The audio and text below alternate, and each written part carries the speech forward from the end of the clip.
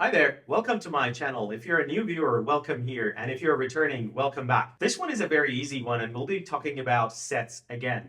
Set.difference allows us to see the difference between two sets. So if you've got a set A and a set B and you want to find the difference between them, there is already a function defined in Python core functions that we can use. So let's jump into it. Like always, I've got the Hackerrank on the left-hand side of my screen. And I've got a Jupyter Lab on the right-hand side, which helps me define and solve the problem with you and for you. So this problem is called set.difference operation. And let's see what the task is. I'm just going to expand this window on the left-hand side. As you can see from the graph, if you're trying to find the difference between A and B, or respecting A, that's what the graph is really showing. So all the green areas are the parts that are present in A, but not present in B. And that's what we're trying to do. So if you've got a big group of students that have enrolled in two different courses, and you want to find the ones that are only in one course or the other, that would be really handy. And that's actually the task I'm going to be solving for here. So let me scroll down. The task says students of a college have a subscription to English and French newspapers. So we've got English newspapers and French newspapers. Some students have subscribed to only the English newspaper, and some other students have only subscribed to the French newspaper. And some of them have subscribed to both newspapers. You are given two sets of student roll numbers. So we've got the student numbers, for example, student number 5, number 6, number 7. One set has subscribed to the English newspaper, and the other set has subscribed to the French newspaper. Your task is to find the total number of students who have subscribed only English newspapers. So we are literally going to be finding the green area if A is only English newspaper subscribers. The input format is like this. Let me just show you the example rather than reading sentences for you. You will receive one number in line number 1. That's the number of students who have subscribed to English newspaper. Then you will get the roll numbers for those students. For example, student number 1, number 2, number 3. It will be exactly the same, but this time for the French newspaper subscribers, which is line number 3, and their roll numbers in line number 4. Once you've done that, the output will be the total number of students who have only subscribed to the English newspaper, which here the expectation is that we will print number 4. So how do we go about this? Well, it is clearly visible to me that I will have to be using sets. So let's do that. Accept the number of English newspaper subscribers, get their roll numbers, and do the same for French students, and then solve the problem using the .difference function. But in doing so, I'll show you very easy examples that will make it easy for you to understand. Let me extend this one back to where it was.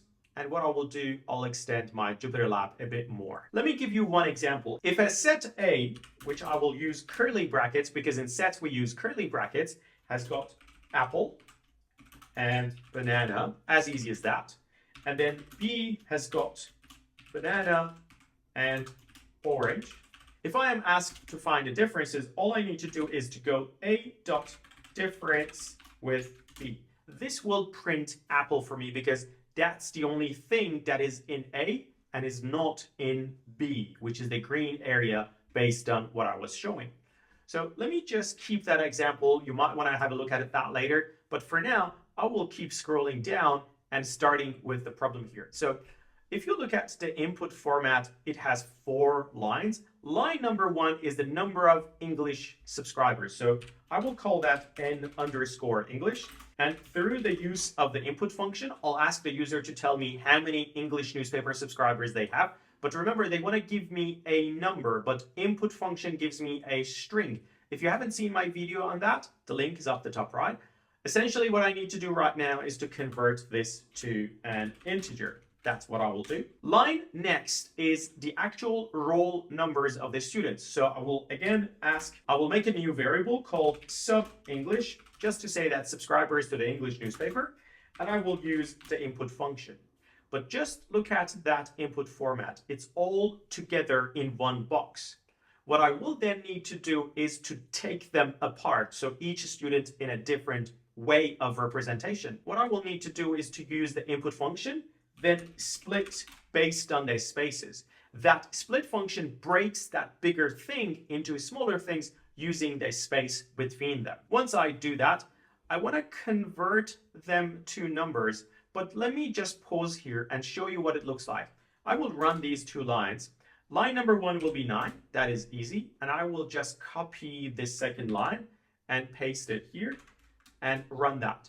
If I print this for you, I want to show you how we go about fixing this. You will see that every one of them is a string because it's got single quotations around it. What I need to do then is to use the map function to map the integer function onto the outcome. Let me show you how different it is right now. If I run that, again, line number 1 is 9. And if I paste this line again here, you will see what the outcome this time is. It's a map object. I wasn't waiting for a map object. I was waiting for clean numbers. Bear with me. This time, what you need to do is to convert all of this into a set. So if I run that again, 9 here, paste that line here, and then if I print it for you, you will see that it's a nice clean set of numbers in curly brackets. So that's pretty easy. I have to do exactly the same for the French newspaper. So what I will do, I'll copy those two lines because I'm lazy. I will paste them here and I will call them this time not English, and I will call them French. French for that one. Now let's run this again. How many students in English? What are their numbers? Let's just copy from here and paste it here. That's the numbers. 9 students in French. I have to copy these ones, bring them over, paste, and run. If I print sub English and print sub French, you should be able to see that I've got them in a set format. So right now, my life is way, way easier. All I have to do is to go sub underscore English. I'll press tab dot difference function, and be careful because we sometimes make mistakes in typing difference. And now I'll go sub French, and the result is 4579.